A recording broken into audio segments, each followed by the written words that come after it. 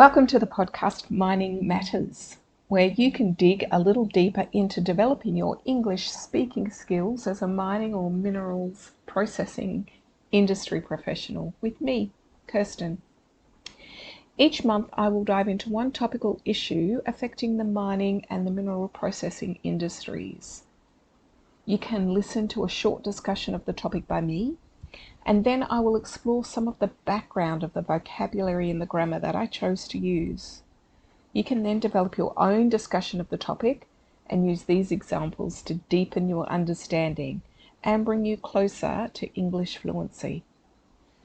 Now you can choose to record yourself at home and keep the recordings as a record to observe your own improvement.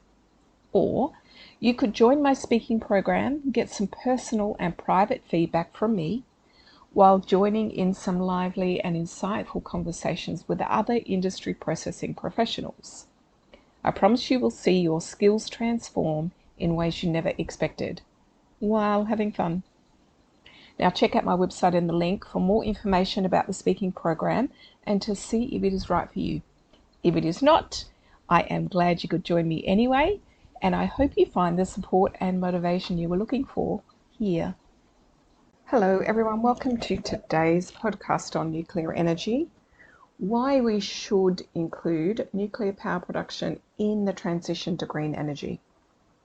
So this is our third episode on this topic, and we have previously established that climate change is causing some significant effects on the global weather patterns, including increasing average temperatures and disrupting the rainfall patterns and causing water security issues. The world has united to commit to transitioning to green energy, that is energy produced from renewable sources, but we have a potential shortage of the critical minerals needed to produce the actual renewable energy technologies needed to do so. Energy produced from nuclear power does have the possibility to buy us some time in the transition by producing what we call clean energy, even if it isn't green. And we've already looked into the core of the reasons that some people are not supporting this strategy.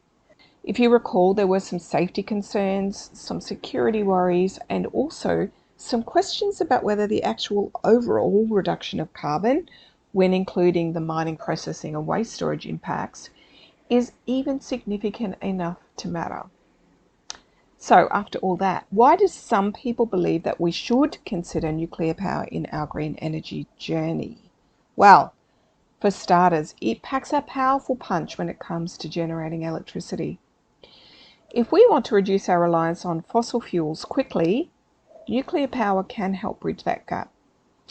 According to the European Nuclear Society, uranium-235 contains 2 to 3 million times the energy potential equivalent of oil or coal. That is, 1 kilo of uranium-235 can produce, get this, 24 million kilowatt hours of heat. 24 million. Whereas 1 kilo of coal can produce 8 kilowatt hours of heat. And 1 kilo of mineral oil can produce approximately 12. 24 million v 8 or 12. Now this will actually greatly reduce the amount of land impacted by mining operations, as we need to do less mining of uranium than coal. And let's not forget about energy security. Nuclear power can provide a steady and reliable energy source. If renewables like solar and wind face a cloudy day or a lull in the breeze, nuclear power can step in to keep the lights on. Think of it as an energy insurance policy. It is agreed that the cost of building large nuclear reactors is high and the time required is long. But if we look at the option of extending the life of current operations, these impacts are significantly reduced. The deficit of energy production could also be offset by using newer generation small-scale modular reactors, which have several benefits. Firstly, they can be moved around and placed where needed, such as at mine sites. and therefore the time for building them is significantly reduced. They also provide energy at the place of demand, so we minimise the need for long-distance delivery with associated line losses, mitigate any need for large-scale energy storage systems. They can be turned on and off quickly and are very efficient in their response to demand. And lastly, the pro-nuclear lobby point to the recent technological advances in nuclear, such as small-scale modular reactors, but also the recently developed ability to use previously classified spent fuel to power nuclear production as indications that nuclear can be even further improved and optimised in terms of safety and efficiency. With all these factors combined, the future certainly seems bright for nuclear energy production from the pro-nuclear camp. But what about you? What's your opinion? Do you agree with the why nots? Or do you think the whys have a strong case? After this week's private speaking activity with me, you will go into the group debate. So choose a side and start developing your case now. Remember that discussions about energy are like a puzzle with many pieces. We've laid out a few here, but it's up to us to fit them together for a brighter, cleaner tomorrow. Did you find any of the vocabulary challenging in this episode? Let's look at a few words that may have stumped you. Are you familiar with the word disrupting? I said disrupting the rainfall patterns and causing water security issues. Disrupting means to interrupt, to prevent something from continuing as usual. But why did I use disrupt instead of interrupt? Well, it is actually a very subtle difference in meaning. So interrupt means you can keep going on the same path after the disturbance has passed. Disruption means you cannot. Very simple example. I have a 5-year-old daughter. She loves to interrupt. When I'm speaking with someone, she will interrupt. I'll answer her question and I will go back to the conversation as normal. Most of the time. Sometimes she disrupts me.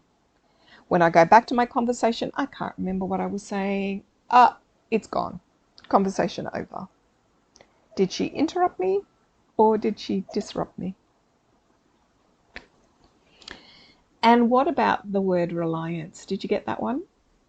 Do you know what rely means? To rely on. Nice phrasal verb. To rely on means need something or someone for support. And reliance is based on that word, as many words in English are. Reliance is the state of needing someone or something for help. If we want to reduce our reliance on fossil fuels, if we want to reduce our state of needing fossil fuels, excellent. And just what is a pro-nuclear lobby? Lobby. Well, lobby is one of those words with two completely unrelated meanings. The first, the one you're probably most familiar with because it's the most commonly used meaning, is a large open area inside and near the entrance of a public building. You may have heard hotel lobby. I will meet you in the hotel lobby, right? But it has a second meaning, and in this instance I've used its second meaning. A pro-nuclear lobby. Lobby means an organised group of people who work together to influence government decisions that relate to a particular industry. So, the pro-nuclear lobby is an organised group of people who are trying to influence government decisions to support the use of nuclear power. They are pro-nuclear, not anti-nuclear. And finally, I used a phrase, keep the lights on, in this episode. If renewables like solar and wind face a cloudy day or a lull in the breeze, nuclear power can step in to keep the lights on. Now, I used it in its literal sense. That is, with the actual meaning of the words, keep the lights on, keep the electricity supply available. But actually, we more commonly use this phrase as an idiom. And we use it to mean to make sure that a business continues to operate or a system continues to operate. Our new business strategy will mean we are sure to keep the lights on. Our new business strategy will mean we are sure to keep the business operating. So when I used it, I actually used it with its full double meaning. Yes, I mean keep the electricity supply, but I also meant to keep the country running, the country continuing to operate. If renewables like solar and wind face a cloudy day or a lull in the breeze, nuclear power can step in to keep the lights on. That's a good one, huh? That's it for today. Tell me, now you've heard both sides of the argument, which side do you stand on? Are you pro-nuclear or anti-nuclear for energy production?